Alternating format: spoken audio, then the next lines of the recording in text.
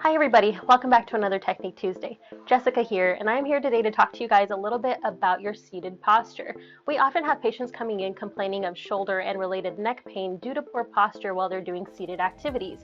Today I will be going over specifically your sitting posture while you're at a workstation that has a computer, but the following tips I'm going to show you are applicable to any kind of seated activity such as sewing, where your hands are in front of you, or reading a book where your arms are in front of you and you have to look down. Anything of that nature, these tricks can help you out for. So oftentimes when we're working at our workstation, it is not set up ideally and it pulls us into this forward slumping kind of posture. Things tend to be too far away, or your seat is not the right height, or any number of things could be wrong that ends up pulling us kind of forward. We're either reaching too far, our shoulders are rounded, our head is drooped, or our head is sticking out.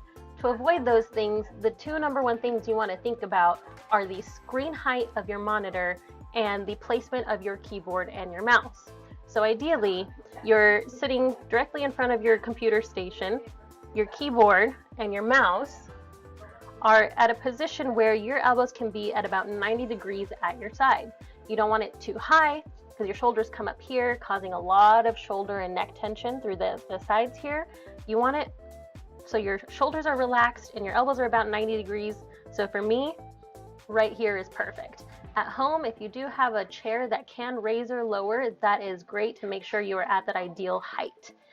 And same thing for the mouse. You want it in a position where you don't have to reach out so far to reach it, but it's right at your fingertips, allowing you to stay at that very comfortable 90-degree position. As far as your computer monitor, you want the screen to be at eye level. Now this is a nice big monitor we have here, but if you do have a smaller screen and it's sitting down low, your head is constantly looking down at this angle. You want to ideally have it right in front of your face so you don't have to put your head at any kind of weird angle to see it.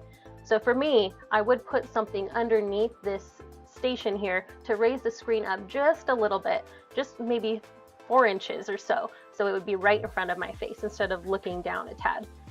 Like I said, bigger monitors are not as much of an issue, but when you are working off of a smaller screen, it can be more of an issue. The other thing that I see a lot when people are working in a seated position is the tendency to slump back against their chair. Their low back is sort of squished back here, their shoulders tend to fall forward, and they're working kind of like this.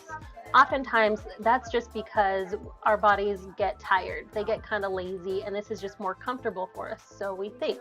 In the short term, it might be more comfortable, but in the long term, it does cause a lot of tension and stress through that mid-back, that upper back, the upper shoulders, and the neck. Constantly like this for however many hours people tend to be on the computer, which is often a lot.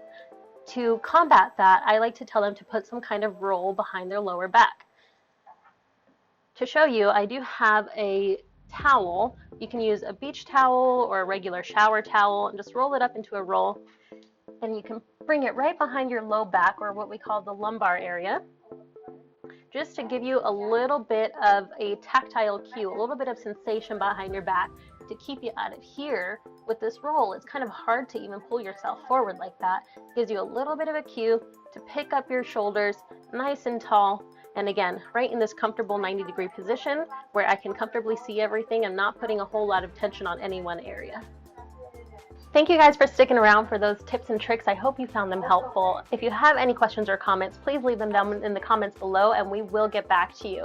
If you want to stick around later this week, I will be putting out another educational video for you guys on Thursday.